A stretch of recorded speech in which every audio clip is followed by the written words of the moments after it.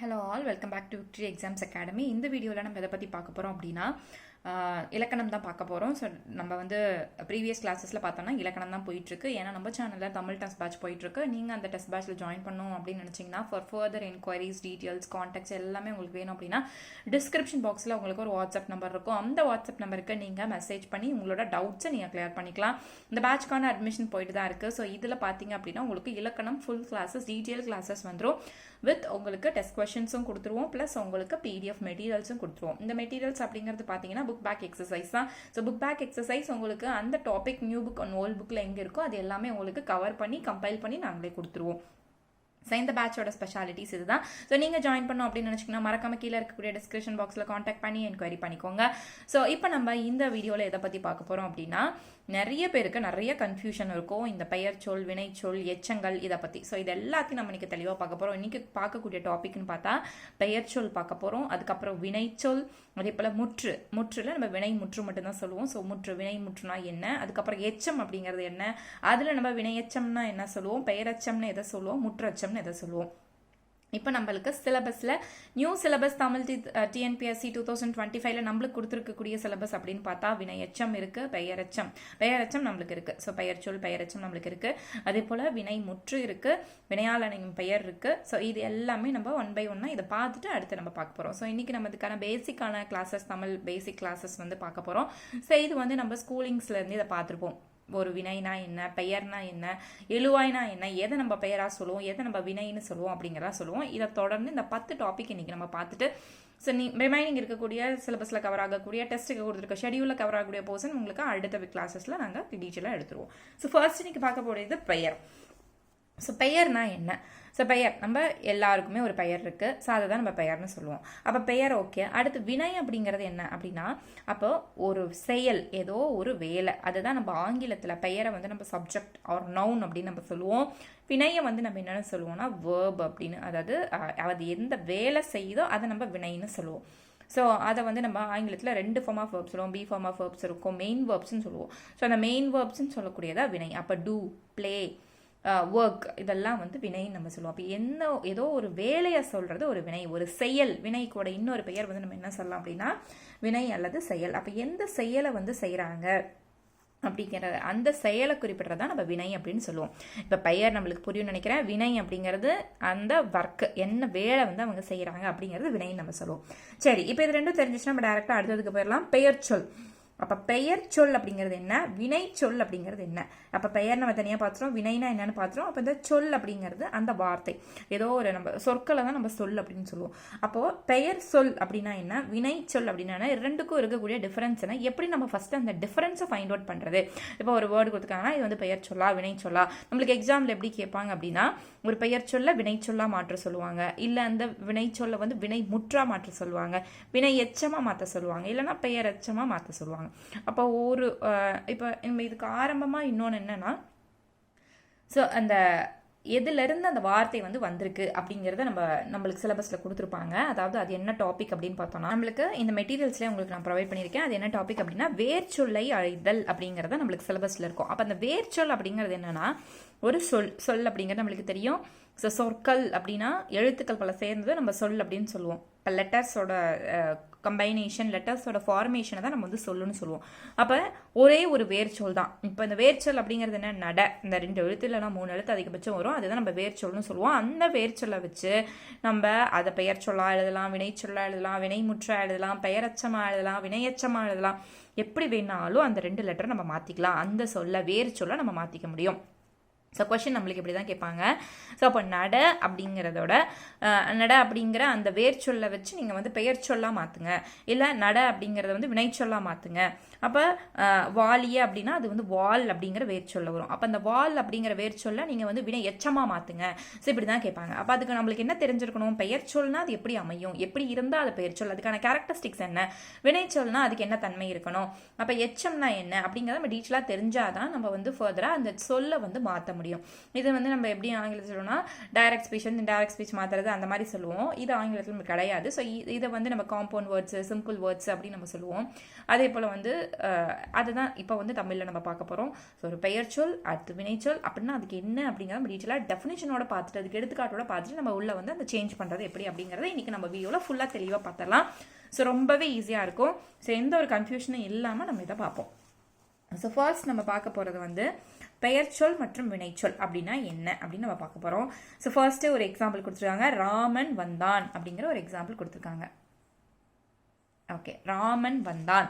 அடுத்து இன்னொரு எக்ஸாம்பிள் கண்ணன் நடந்தான்.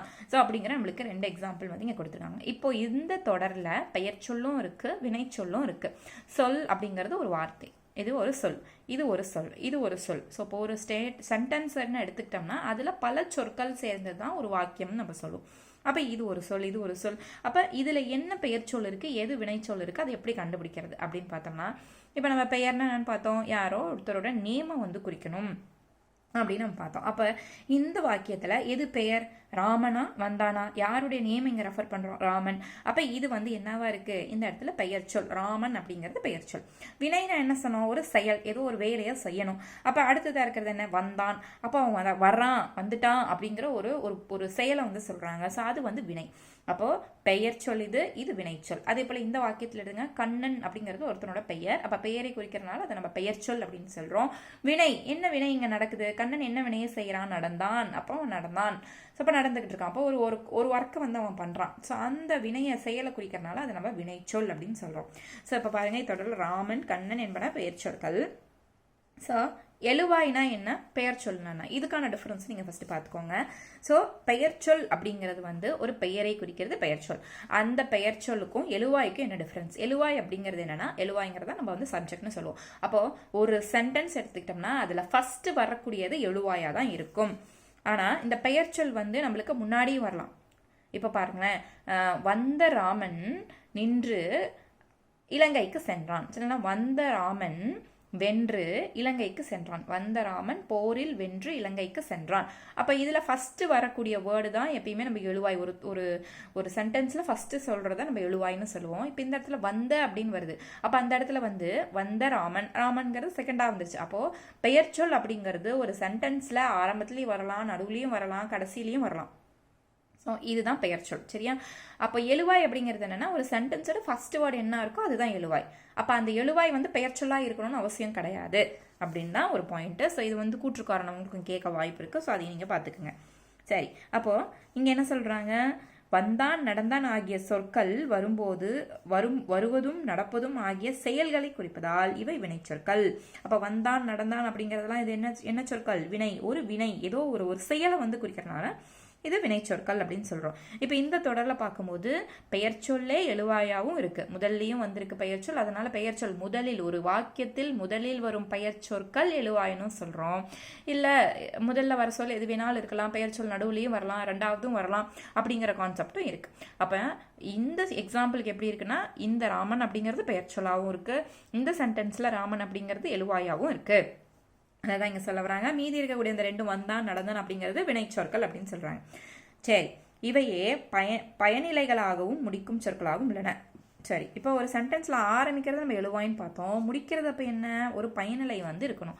முடியக்கூடிய அந்த ஆப்ஜெக்ட் நம்ம சொல்லுவோம் இல்லையா, அந்த ஆப்ஜெக்டோ இல்லை வந்து அட்ஜெக்டிவாவோ இல்லை வந்து ஒரு அட்வர்பாவோ கடைசியில் அந்த முடியக்கூடிய வேர்டு, அந்த வார்த்தை வந்து பயனிலையாக இருக்கணும். அப்போ இந்த இடத்துல பெயர்ச்சொல் எழுவாயா செயல்படுது, அந்த முடியக்கூடிய வார்த்தை வினைச்சொல் நம்ம சொன்னோம் இல்லையா, அந்த வினைச்சொல் வந்து என்னவா செயல்படுது, இங்கே பயனிலையாக செயல்படுது அப்படின்னு சொல்றாங்க.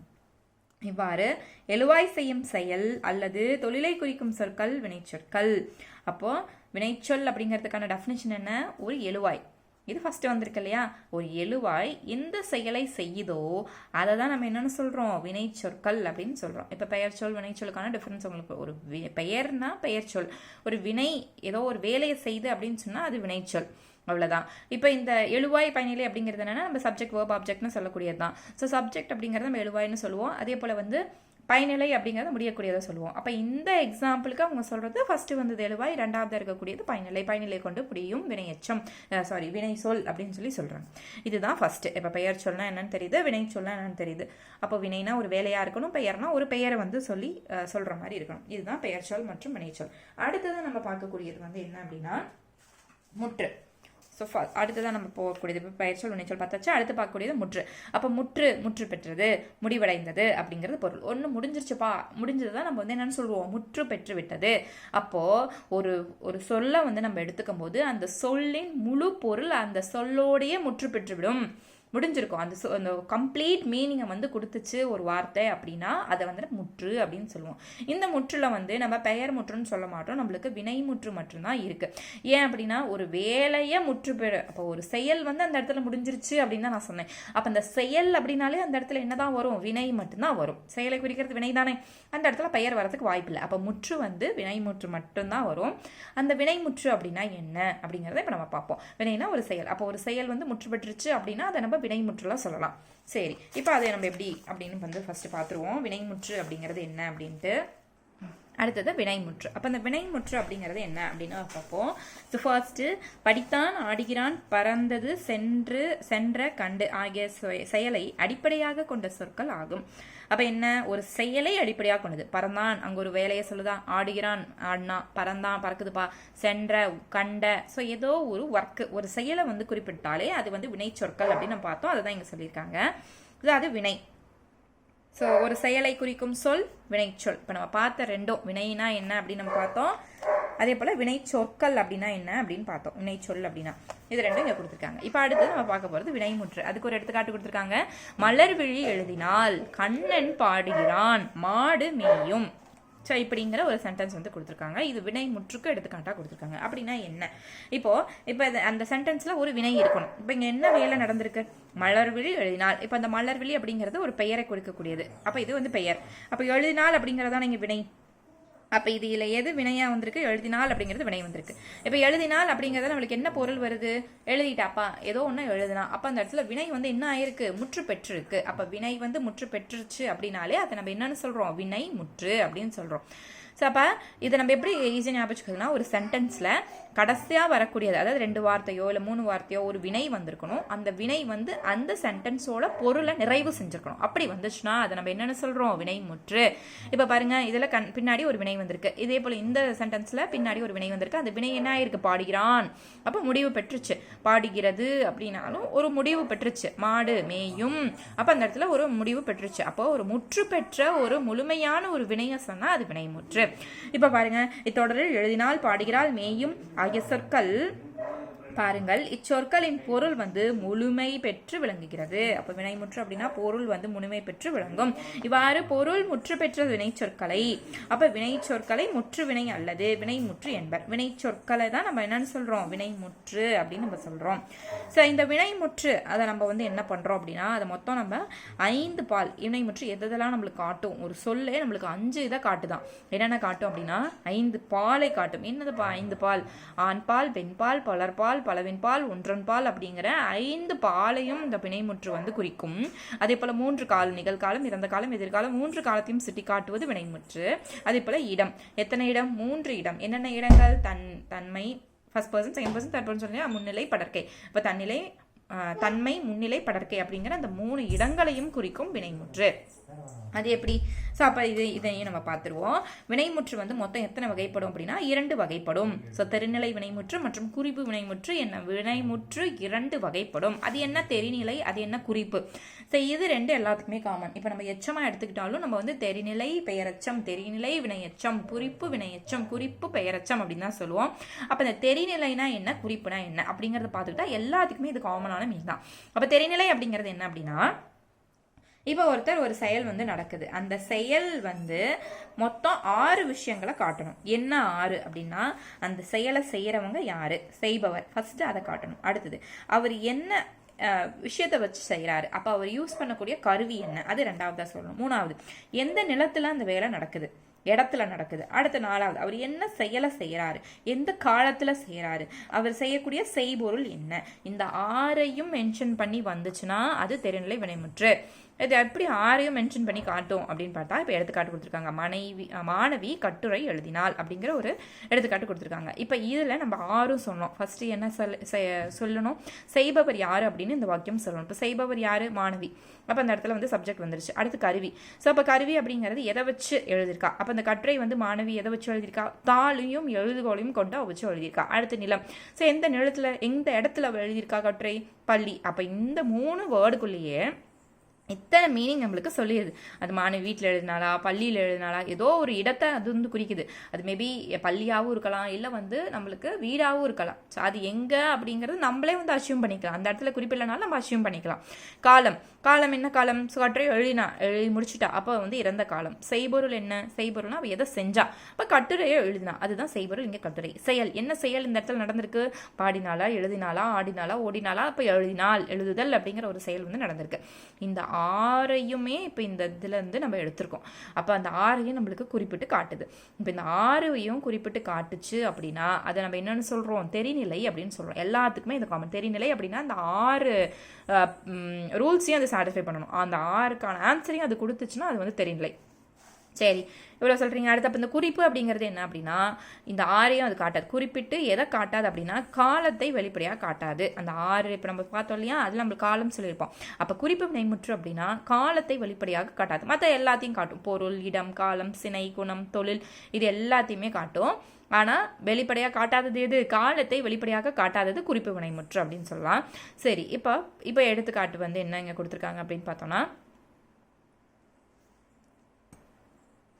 இங்கே வந்து எக்ஸாம்பிள் கொடுக்கல, அதுக்கான இது தனித்தனியாக இங்கே காட்டி எழுதியிருக்காங்க. ஸோ எப்படி அப்படின்னு பார்த்தோம்னா, இப்போ நம்ம 6 பார்த்தோம். பொருள், இடம், காலம், சினை, குணம், தொழில் ஆகியவற்றில் ஒன்றை அடிப்படையாக கொண்டு காலத்தை வெளிப்படையாக காட்டாது. அப்போ காலத்தை அது வந்து டைரெக்டாக வெளிப்படையாக அது வந்து சொல்லாது. அப்போ எதை மட்டும் சொல்லும், செய்பவரை மட்டும் வெளிப்படையாக காட்டும். இதை தான் வந்து குறிப்பு வினைமுற்றுன்னு சொல்லுவோம். அப்போ இந்த 6ல் நம்மளுக்கு ஏதோ ஒன்றை மட்டும்தான் அது வந்து சொல்லும். அப்படியே சொல்லுச்சு இந்த காலத்தை சொல்லுது அப்படின்னா அந்த காலம் வந்து வெளிப்படையாக அது வந்து சொல்லாது. அப்போ யாரை தான் ஸ்பெசிஃபை பண்ணி காட்டும்னா செய்பவரை தான் ஸ்பெசிஃபை பண்ணி காட்டும். அதாவது அந்த பெயர் சொல் நம்ம சொன்னோம் இல்லையா, ஒரு சப்ஜெக்ட் சொன்னோம் இல்லையா, அந்த சப்ஜெக்டை காட்டும். அப்போ இங்கே வந்து பொருள் பாருங்க, பொன்னன். ஸோ பொன்னன் என்ன பண்ணா, ஸோ அதே போல் வந்து கண்ணன், இது வந்து சினை உருபும் நம்ம சொல்லலாம். ஸோ பொன்னன், கண்ணன் அப்படிங்கிற அந்த பொருள் அந்த பர்சனை வந்து சொல்லியிருந்த இடத்துல காலம் வந்து வெளிப்படையாக வராது. நிகழ்காலமாக, இறந்த காலமாக, எதிர்காலமாக அப்படிங்கிறது டைரெக்டாக வராது. இடம், ஸோ அது வந்து எந்த ஊரை சேர்ந்தவங்க. அதே போல் எண்ணத்தை காட்டும் அப்படின்னு இப்போ பண்பை வந்து சிறப்பாக காட்டும், இல்லை உங்களோட குணத்தை சிறப்பாக காட்டும். சினையை ஏதோ ஒரு பொருளை மட்டும் சிறப்பாக காட்டினா அது வந்து சிறப்பு வினைமுற்று. சரி, இந்த தெரிநிலை குறிப்பு வினைமுற்றோட சேர்த்து நம்மளுக்கு இன்னும் 2 வினைமுற்று சொல்லியிருக்காங்க. ஒன்று ஏவல் வினைமுற்று மற்றும் வியங்கோல் வினைமுற்று அப்படின்னு 2 வகையான வினைமுற்று சொல்லியிருக்காங்க. அப்படின்னா என்ன, ஸோ ஏவல் வினைமுற்று ஏற்கனவே நம்ம பார்த்துருக்கோம். ஏவல் அப்படின்னா கட்டளை, ஏதோ ஒரு ஒர்க்கை வந்து செய்ய அப்படின்னு சொல்கிறது தான் ஏவல். இப்போ பாடம் படி, கடைக்கு போ அப்படிங்கிறதெல்லாம் ஒரு ஏவல் வினையோட ஒரு வினை வந்து முற்றுபடுது. அந்த இடத்துல ஒரு பெயரும் இல்லை, ஸோ ஒரு பெயரை கொண்டு முடியறதும் கிடையாது. ஸோ அது வந்து எதோட முற்றுபடுது, ஏவல் வினையோடு கொண்டு ஒரு முற்று பெறும் வினைமுற்று. இப்போ இந்த தொடரில் பார்த்தீங்கன்னா ஒரு செயலை செய்யுமாறு கட்டளை இடுறாங்க.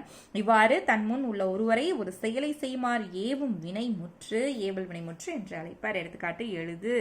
ஸோ எழுது அப்படிங்கிறது ஒருமை, எழுதுமின் அப்படிங்கிறது பன்மை. ஒருமை பன்மை இப்படி தான் நம்மளுக்கு கேட்பாங்க. அப்போ ஒருமையில் அந்த எழுது வருமா, அந்த இடத்துல ப்ளூரலில் வருமா, சிங்குலரில் வருமா அப்படின்னு நீ பார்த்துக்கணும். அப்போ நம்ம வந்து ஈஸியாக நவுனுக்கு எழுதிடுவோம். இப்போ பாய்ஸ்னா பாய்ஸ்னு எழுதுவோம். ஆண்கள் ஆண்கள், பெண்கள் அப்படின்னு நம்ம கல் போட்டு பன்மையில் எழுதிடுவோம். இதே வினைக்கு வந்து எப்படி பன்மையில் எழுதுவோம்னா அந்த மாதிரி மின், அதே போல் வந்து அல்லன், அந்த மாதிரியான வார்த்தைகளை சேர்த்து நம்ம பன்மை எழுதுவோம். அது ஒருமை பன்மை பார்க்கும்போது நம்ம வீட்டில் பார்த்துலாம். சரி, இப்போது இதை வந்து பன்மை ஏவல் வினைமுற்று அப்படின்னு நம்மளுக்கு எழுதுறதுக்கும் கேட்பாங்க. வியங்கோல் வினைமுற்று அடுத்தது ஏற்கனவே பார்த்தது ஏவல் வினைமுற்று, அடுத்து வியங்கோல்னாலே நம்மளுக்கு இந்த கா, இயர், அல் அப்படிங்கிற இந்த வார்த்தைகள் வந்தாலே அதை நம்ம என்னன்னு சொல்லுவோம், வியங்கோல் வினைமுற்று அப்படின்னு சொல்லுவோம். இப்போ இந்த இடத்துல வாழ்த்துதல், வைதல், விதித்தல், வேண்டல் ஆகிய பொருட்களை வரும் வினைமுற்று வியங்கோல் வினைமுற்று எனப்படும். எப்படி, அல் வந்துருச்சா, அல்லன்னு முடியுது கடைசியில். இந்த இடத்துல இங்கேயும் அல்ல, விதித்தல், வேண்டல், அல்ல அப்படின்னு முடியும். அதே போல இது வந்து இவ்வினைமுற்று இரு திணைகளையும் உயர்திணை மற்றும் அக்ரனை 5 பால்கள், ஆண்பால், பெண்பால், பலர்பால், ஒன்றின்பால், பலவின்பால் ஆகிய 5 பால் 3 இடங்கள் தன்மை, முன்னிலை, படர்க்கை அந்த 3ஐயுமே காட்டும். இதன் விகுதிகள் என்னன்னு கொண்டு முடியும், கா, இயர்ல கொண்டு முடியும். வாழ்க, கா முடியுதா, ஒளிக, வாலியர், அப்ப இயர்ல முடியுது. இந்த மாதிரி வாரல் அல்ல முடியுது. ஸோ இந்த மாதிரி வியங்கோல் எழுத்துக்களை கொண்டு முடியும் முற்றுக்கள் வினைமுற்றுக்கள் அப்படின்னு நம்ம சொல்லுவோம். ஸோ இப்போ இது ரெண்டுக்கும் இருக்கக்கூடிய டிஃப்ரென்ஸ் என்ன அப்படின்னு பார்த்தோம்னா, ஏவல் வினைமுற்று முன்னிலையில தான் வரும். ஆனால் வியங்கோல் முன்னிற்று ஏற்கனவே பார்த்தோம், ஐம்பால்லையும் வரும், இரு திணையிலையும் வரும், மூவிடங்கள்ல வரும், எல்லா இடத்துலையுமே வரும் அப்படின்னு நம்ம பார்த்தோம். இது வந்து முன்னிலை, ஏவல் வந்து முன்னிலை வினை முன்னிலையில மட்டும்தான் வரும். அதாவது அடுத்தது பார்த்தோம்னா ஒருமைப்பன்மை வேறுபாடு இதுக்கு இருக்கு. ஏற்கனவே பார்த்தோம் இல்லையா, ஒருமைப்பன்மை இங்கே பார்த்தோம். ஒருமைப்பன்மை வேறுபாடு ஏவல் வினைமுற்றுக்கு இருக்கு.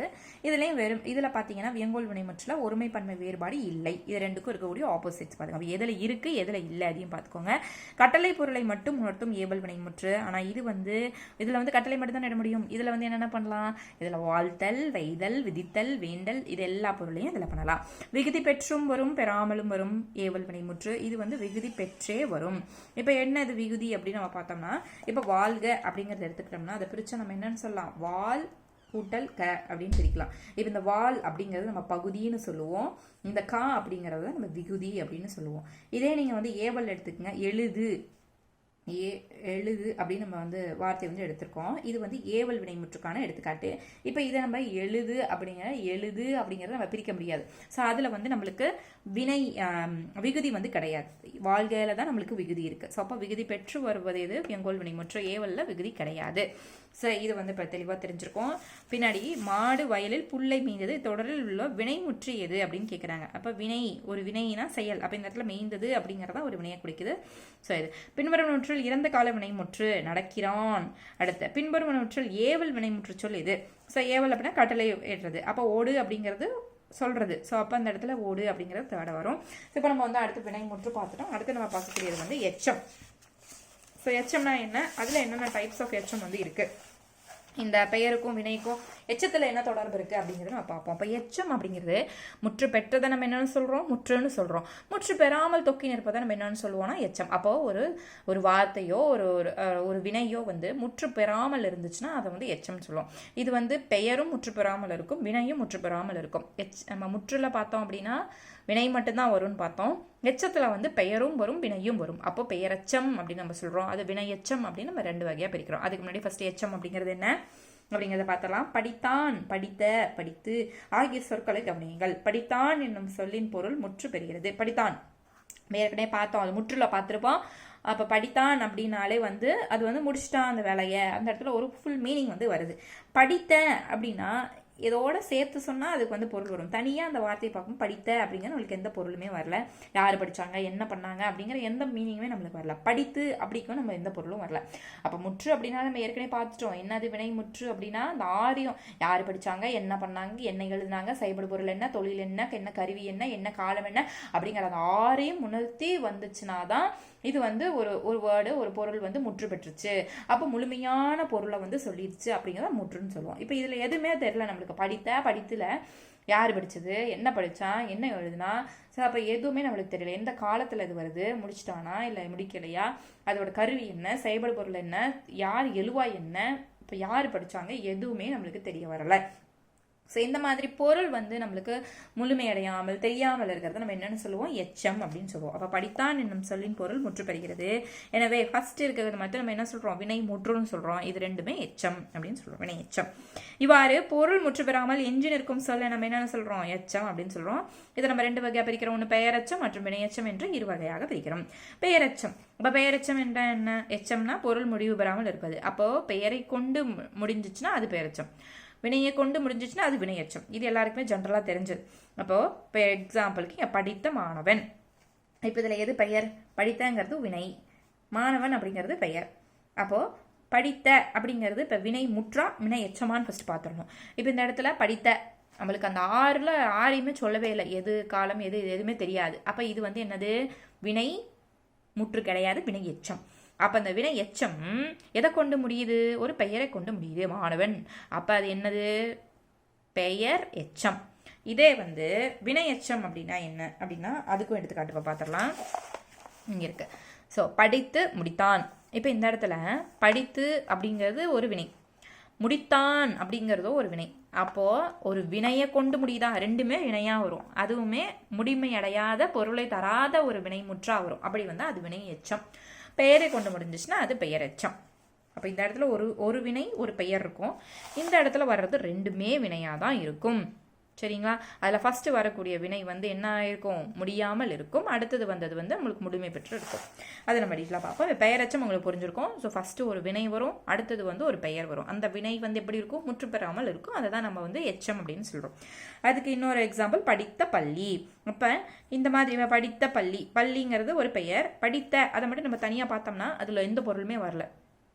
படித்தான் அப்படின்னா அதில் வந்து ஆண் பால் நம்மளுக்கு வருது. அப்போ பால் இதுன்னு தெரியுது.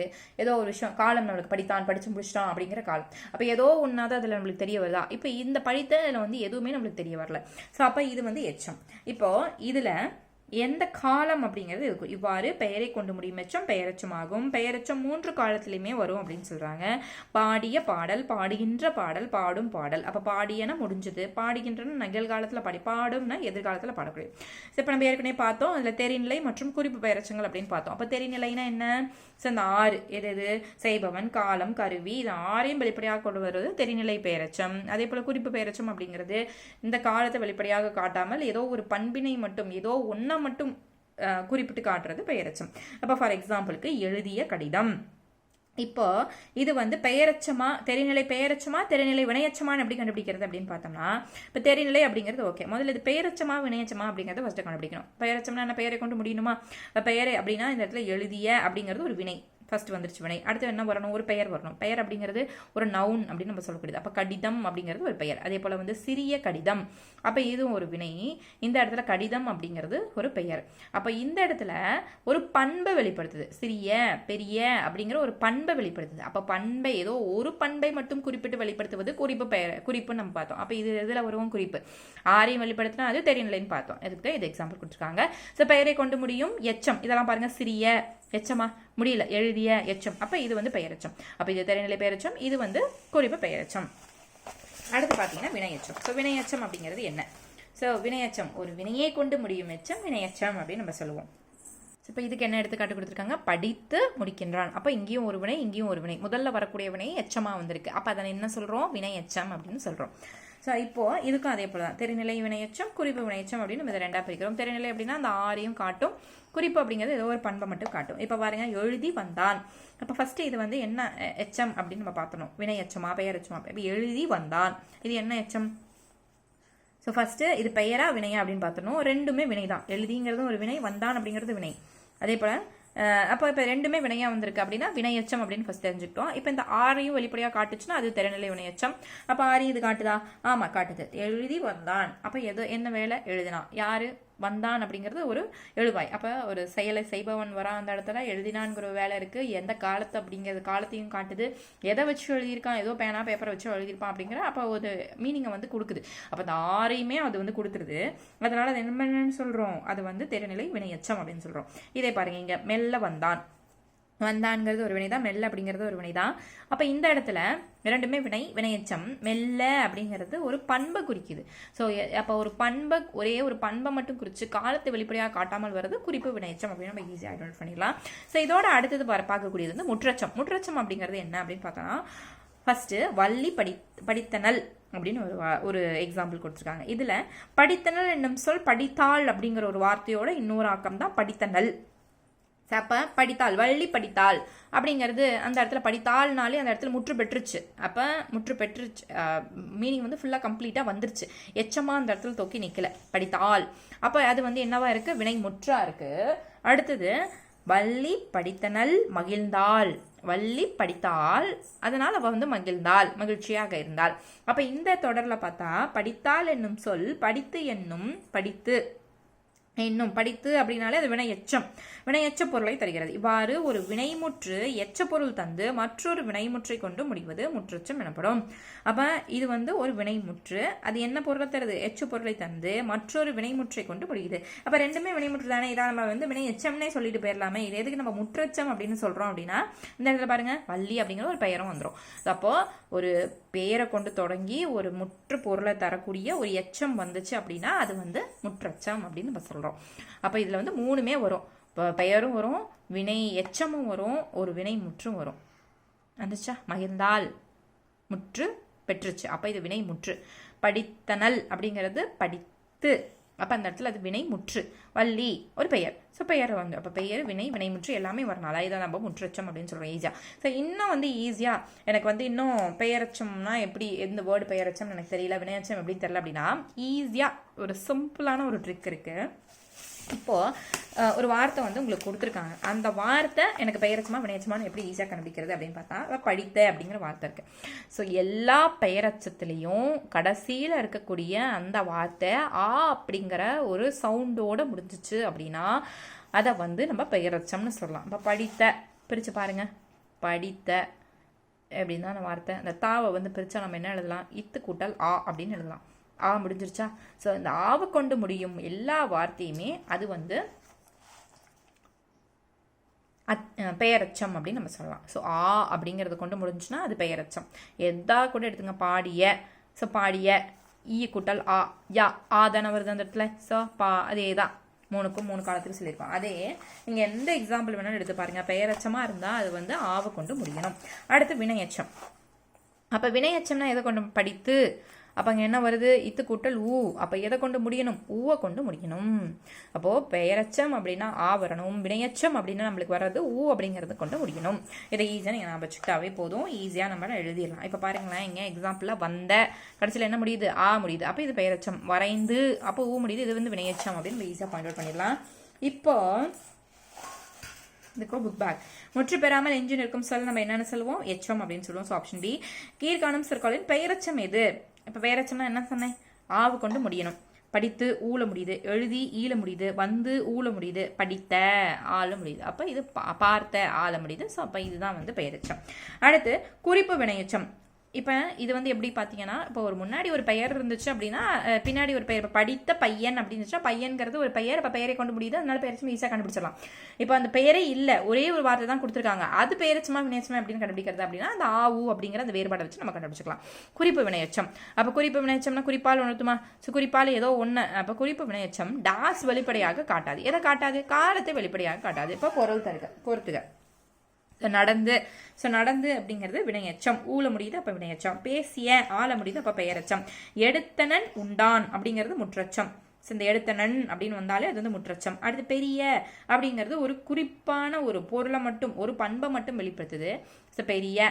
அப்போ அது வந்து அந்த இடத்துல என்ன குறிப்பு நம்மளுக்கு தெரிஞ்சிருச்சு. அப்போ அது பெயரச்சமா வினையச்சம் எப்படி கண்டுபிடிக்கிறது? ஆவை கொண்டு முடியுது. அப்போ ஆ முடிச்சாலே அது பெயரச்சமா? அப்போ வந்து குறிப்பு பெயரச்சம். இதுதாங்க.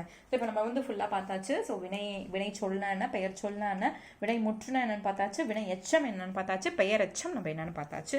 ஸோ புக் பேக்லேயும் நம்ம பார்த்தாச்சு. ஸோ நம்ம கொடுத்துருக்கக்கூடிய இந்த மெட்டீரியலில் உங்களுக்கு அடுத்தது இன்னொரு இது கொடுத்துருப்போம். ஸோ இதெல்லாமே நீங்கள் வாசித்து பார்த்தீங்கனாலே உங்களுக்கு வந்து தெளிவாக புரியும். இதெல்லாமே சும்மா உங்களுக்கு வந்து ஒரே டைலாக் ரைட்டிங் மாதிரி உங்களுக்கு கொடுத்துருப்பாங்க. ஸோ இதில் இதை அப்படியே படிச்சுட்டு இதில் என்னென்ன வினைமுற்று இருக்குது, எது பெயரச்சம் வினையச்சம் அப்படிங்கிறது ஒரு வாட்டி படித்து நீங்கள் அதை டிஃப்ரென்ஷியேட் பண்ணி பார்த்தீங்கன்னா உங்களுக்கு வந்து இன்னும் ஈஸியாக அண்டர்ஸ்டாண்ட் ஆகும். ஸோ அதில் கீழே வந்து நம்மளுக்கு புக் பேக்கில் ஒரு இது கொடுத்துருப்பாங்க. இப்படி தான் நம்மளுக்கு எக்ஸாம் பாயிண்ட் ஆஃப் வியூவில் கேட்பாங்க. படித்தான் அப்படிங்கிற வினைமுற்றை நீ வந்து வினையச்சமாக மாற்றுக, இல்லை படித்தான் அப்படிங்கிற வினைமுற்றை பெயரச்சமாக மாற்றுங்க அப்படின்னு நம்ம சொல்லி கேட்பாங்க. ஸோ இப்போ இதுக்கு வந்து நீங்களே ஃபில் பண்ணலாம். இப்போ வினைமுற்றுக்கு அதே போல் பெயரச்சத்துக்கு வந்து ஆ வரும்னு சொன்னீங்க, வினையச்சத்துக்கு வந்து ஊ வரும்னு சொன்னீங்க. அப்போ வினைமுற்றுக்கு வந்து ஏதாவது சொல்லுங்க அப்படின்னா வினைமுற்றுக்கு மோஸ்ட் ஆஃப் த 85% வந்து என்னதான் வரும்? நான் அப்படிங்கிற விகுதியை கொண்டு முடியும். சரிங்களா? படித்தான், வந்தான், கேட்டான், எழுதினான் அப்படிங்கிற அந்த ஆண் விகுதி கொண்டு முடிஞ்சுனாலே அது வந்து நம்ம முற்று அப்படின்னு சொல்றோம், வினைமுற்று அப்படின்னு நம்ம சொல்லலாம். இப்போ இதுக்கு வந்து நம்ம என்ன சொல்லலாம்? படித்தான் அப்படிங்கிறது வினைமுற்று, பெயரச்சம் படித்த, வினையச்சம் படித்து. ஸோ வந்தான், வந்த, வந்து, கண்டான், கண்ட, கண்டு, கேட்டான், கேட்ட, கேட்டு. இப்போ இந்த வார்த்தையோட வேர்ச்சொல் எது அப்படின்னு கேட்பாங்க. அப்போ வேர்ச்சொல் அப்படின்னா இப்போ படி அப்படிங்கிறது வேர்ச்சொல், வா அப்படிங்கிறது இதோட வேர்ச்சொல், கண் அப்படிங்கிறது அதோட வேர்ச்சொல், கேள் அப்படிங்கிறது அதோட வேர்ச்சொல். ஸோ மோஸ்ட்லி 2 இல்லைன்னா 3 தான் வந்து வார்த்தை வரும். அந்த வேர்ச்சொல் வந்து ஓரெழுத்து சொல்லாகவும் இருக்கும், ஈரெழுத்து சொல்லாகவும் இருக்கும், 3 எழுத்து சொல்லாகவும் இருக்கும். அப்போ வா அப்படிங்கிறது இப்போ ஓரெழுத்து சொல்லா வருது. ஸோ அந்த ஓரெழுத்து சொல்ல வச்சு நம்ம வினைமுற்றாக மாற்ற தெரிஞ்சிருக்கணும், பெயரச்சமாக மாற்ற தெரிஞ்சிருக்கணும், வினையச்சமாகவும் மாற்ற தெரிஞ்சிருக்கணும். இப்போ நம்ம பார்த்ததே தான் இங்கேயும் கொடுத்துருப்பாங்க. வினை சொல்னா என்ன, வினை முற்றுனா என்ன, அதுக்கப்புறம் வந்து இங்கே வினை எச்சம்னா என்ன அப்படின்னு கொடுத்துருப்பாங்க. பார்த்ததே தான் இங்கே வந்திருக்கும். ஒரு வாட்டி நீங்கள் ரீட் பண்ணிக்கோங்க. இதை மட்டும் நான் உங்களுக்கு எக்ஸ்பிளைன் பண்ணிடுறேன். என்ன அப்படின்னா அரளரசு வந்தான், அதே போல் வளவன் நடந்தான். ஸோ இந்த தொடர்கள் வந்து வினைமுற்று. ஏன் அப்படின்னா அரளரசு அப்படிங்கிறது வந்தான் அப்படிங்கிற ஒரு பெயரை ஒரு முழுமையான ஒரு பொருளை கொண்டு முடிஞ்சிருச்சு. வந்தான் வந்துன்னு போடலை, இல்லை வந்தேன்னு போடலை, அப்போ முழுமையாக முடிஞ்சிருச்சு. வளவன் நடந்தான். ஸோ ஒரு வினை வந்து முற்று பெற்றுச்சு. நடந்தான் வந்தான் அப்படிங்கிற முற்று பெற்று வந்துடுது, அதனால வினை முற்றுன்னு சொல்கிறோம். இப்போ இந்த இடத்துல வந்தான் நடந்தான் நான் என்ன சொன்னேன், வினைமுற்றுக்கு ஆண் அப்படிங்கிறது வரணும்னு சொன்னேன். அப்போ ஆண் அப்படிங்கிறது வந்துட்டாலே கண்ணை மூடிட்டு அது வினைமுற்றுன்னு போடலாம். ஆனா பெயரச்சம் போடலாம், ஊனா வினையச்சம் போடலாம், எந்த டவுட்டுமே வேணாம். ஸோ இதில் உயர்தினையும் ஆண் பாலையும் ஒருமையும் என்ற எண்ணையும் இப்போ இது எல்லாமே இது வந்து உணர்த்துது. இப்போ வந்தான் அப்படிங்கிறது என்ன திணை, வந்தான் அப்படிங்கிறது உயர்திணை, அக்ரிணை கிடையாது, அப்போ உயர்திணை. அடுத்து என்ன பால், ஆண் பால், அதையும் உணர்த்துது. என்ன ஒருமை இல்லையா பன்மை இல்லையா, இதில் நடக்குது ஒருமை, அது ஓகே. வந்தான் எத்தனை பேர், எண்ணிக்கை, எண்ணையும் அது வந்து குறிப்பிடுது, ஒருத்தனை. அதே போல் படற்கை, படற்கை அப்படிங்கிற ஒரு இடத்தையும் வந்து குறிக்குது. ஸோ அப்போது இத்தனையும் ஒருமைனா சிங்குலர் ப்ளூரல் இங்கே வந்துடுது, இங்கே தான் வந்து பிளேஸ் வந்து படற்கை, அப்போ இத்தனையும் குறிப்பிடுது. அப்போது இடைநிலை வந்து என்னவா வந்திருக்கு, இத் அப்படிங்கிற ஒரு வந்தான். இதை நம்ம எப்படி பிரிப்போம், நட அப்படிங்கிறத வேர்ச்சொல், இத் அப்படிங்கிறத நம்ம வந்து இடைநிலைன்னு சொல்லுவோம். அதுக்கப்புறம் அந்த சந்தி சாரியை இதெல்லாம் சொல்லுவோம். அப்புறம் கடைசியாக வரக்கூடியது ஆண் அப்படிங்கிறது நம்ம விகுதி அப்படின்னு சொல்லுவோம். ஸோ இது வந்து நம்மளுக்கு இப்போ எக்ஸாம் பாயிண்ட் ஆஃப் வியூவில் கிடையாது. இந்த மாதிரி பிரித்து எழுதுறது, அதில் வந்து இத்து வந்து என்ன, இந்து வந்து என்ன, அதுக்கப்புறம் கடைசியில் விகுதி இதுக்கு என்ன அப்படின்னு இது வந்து நம்மளுக்கு எக்ஸாம் பாயிண்ட் ஆஃப் வியூவில் கிடையாது.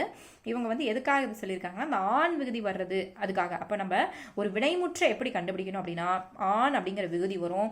அதே போல் இத்தனை பண்புகளையும் உயர்நிலை, அதாவது என்ன திணைங்கிறது சொல்லும், என்ன பாலுங்கிறது சொல்லும், ஒருமை பன்மையாங்கிறது சொல்லும், எத்தனை எண்ணிக்கையை சொல்லும், அதே போல் வந்து 3 நிலங்களை சொல்லும், தன்மை முன்னிலை படற்கை அப்படிங்கிற அதில் ஏதாவது ஒன்று வந்து இருக்கும். ஸோ இத்தனையும் குறிப்பிட்டு ப்ளஸ் ஒரு ஆண் அப்படிங்கிற அந்த விகுதியில் வந்து முடிஞ்சிச்சு அப்படின்னாலே இது வினைமுற்று நம்ம ஐடென்டிஃபை பண்ணிக்கலாம் அப்படிங்கிற பாயிண்ட் ஆஃப் வியூவில் நீங்கள் பார்த்துக்கோங்க. ஸோ மீதி எல்லாமே நம்ம பார்த்தது என்னென்ன செய்வோம், என்ன கல்வி நிலம், இதெல்லாமே திறநிலை வினைமுற்று குறிப்பு வினைமுற்று ஏற்கனவே பார்த்ததான். ஸோ அதே போல் வினையச்சம், அதே போல் திறநிலை வினையச்சம்னா என்ன, குறிப்பு வினையச்சம்னா என்ன, ஸோ இதெல்லாமே ஒரு வாட்டி நீங்கள் ரீட் பண்ணிக்கிட்டீங்கனாலே போதும், ஈஸியாக நீங்கள் படிச்சிடலாம். ஸோ ஈஸி தான் இது, உங்களுக்கு எந்த டவுட்டுமே இதில் வராது.